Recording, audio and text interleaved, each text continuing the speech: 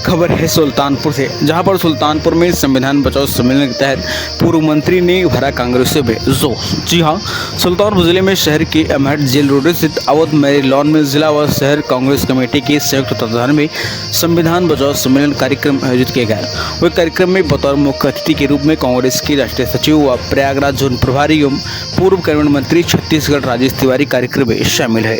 वह जिला कोऑर्डिनेटर अर्जुन पाशी, उज्जवल त्रिपाठी, शहर कोऑर्डिनेटर संदीप त्रिपाठी, पूर्व मंत्री मोहित अहमद, वरिष्ठ कांग्रेस नेता प्रवीण मिश्रा भी कार्यक्रम में शामिल है।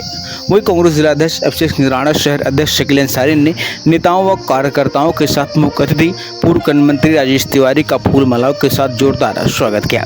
वही कार्यक्रम को संबोधित करते हुए छत्तीसगढ़ पूर्व मंत्री राजेश तिवारी ने कहा कि कांग्रेस का मुख्य एजेंडा है कि संविधान के प्रति ग्रामीण क्षेत्र से लेकर शहर तक हर नागरिकों में जागरूकता फैलाना।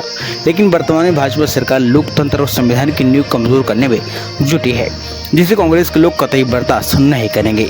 वहीं उन्होंने कहा कि वर्तमान की भाजपा सरकार अपनी नाकामियों को छुपाने के लिए हर तरह के हथकंडे अपना रही है, लेकिन सच्चाई किसी से छुपी नहीं है। वहीं सड़कों की हालत चिंताजनक बनी हुई है, महंगाई, अपराध चरम पर है, पूरी बीजेपी भ्रष्टाचार में डूबी है।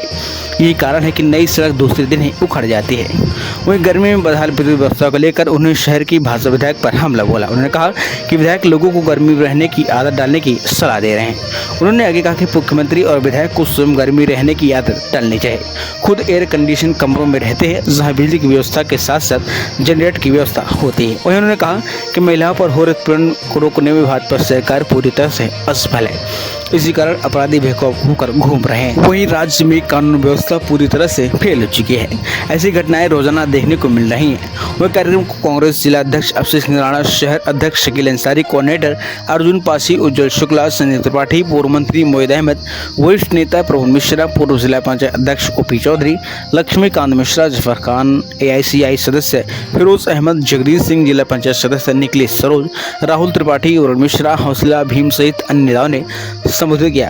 वही संविधान बचाओ सम्मेलन में मुस्लिम पसमानदा समाज के जिला अध्यक्ष अनवर फौजी ने कांग्रेस के सदस्य ग्रहण किए। वही कार्यक्रम का संचालन सभासद संजय कप्तान ने किया। वहीं इस अवसर पर सलाहुद्दीन हाशमी, राजेश तिवारी, कृष्ण कुमार मिश्रा, मुन्नू, शिवराज सिंह, सनी, विनोद राणा, सुरेश चंद्र मिश्रा, जनेश्वर उपाध्याय, सियाराम तिवारी, ओम प्रकाश सिंह, अपरबल सिंह, विजयपाल नीतू, मनीष तिवारी, अनवर शाही, रणजीत सिंह सलूजा, हामिद रायनी सहित सैकड़ों लोग शामिल रहे। सुल्तानपुर से बाबा संदीप श्रीवास्तव की स्पेशल रिपोर्ट।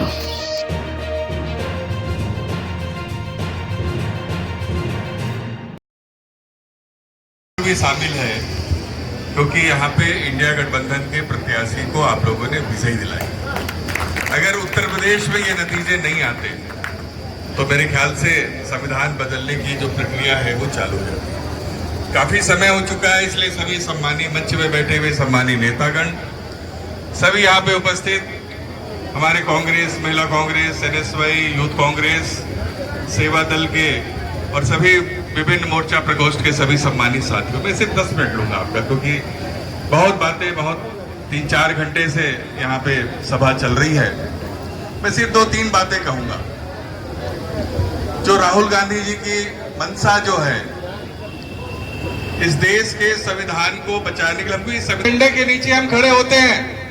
ये RSS के कार्यालय में 2002 तक जो है तिरंगे के झंडा जो है आजादी के 50 वर्ष बाद भी वहां पे तिरंगा का झंडा नहीं फहराया जाता था, क्योंकि ये 3 रंग को अशुभ मानते हुए इस देश के झंडे को भी ये स्वीकार नहीं कर रहे।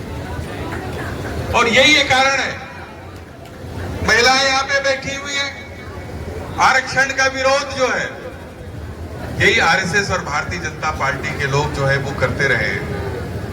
आज जो भी चीजें हैं जो इस देश में अनुसूचित जाति, चाहे जनजाति, हमारे दलित वर्ग के चाहे भाई हो, चाहे पिछड़े वर्ग के भाई हो, चाहे गरीब वर्ग का किसी भी वर्ग का व्यक्ति हो, हर वर्ग के लिए योजना संविधान के अनुसार बनाने का काम कांग्रेस पार्टी ने किया है, दूसरी पार्टी ने नहीं। एक उदाहरण बता दीजिए। और ये इसमें बदलाव करना चाहते हैं। राहुल गांधी जी, जो मिश्रा जी जिस बात को कह रहे थे यहाँ पे, उसका तर्पण के रूप में मिश्रा जी लोकसभा चुनाव 2024 में जो गारंटी, कांग्रेस की जो गारंटी जो आई थी, उसमें प्रतिबिंबित होता है कि जिसकी जितनी आबादी उसकी उतनी भागीदारी, उसमें कोई जाति या धर्म की बात नहीं कही गई।